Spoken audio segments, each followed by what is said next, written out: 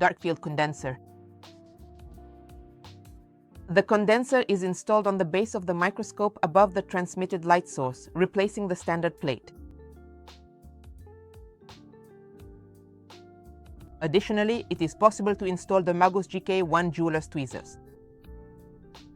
The darkfield method is used to observe semi-transparent and low-contrast objects that are not visible in bright field. The condenser creates a hollow conical illumination. The light enters at a sharp angle and does not reach the microscope objective directly. The image is formed by the light scattered by the object. As a result, an image with high contrast is created. The specimen appears bright against a black background. This makes it possible to detect the smallest defects, cracks, inclusions, dust particles, or lint. The darkfield method is used in various fields.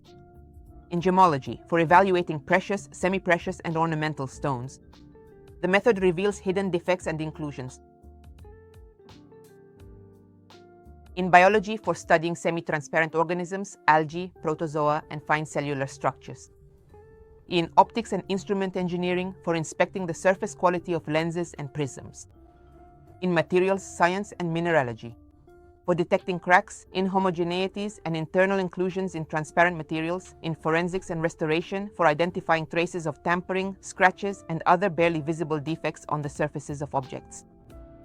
The use of a darkfield condenser significantly expands the capabilities of the microscope for studying semi-transparent objects.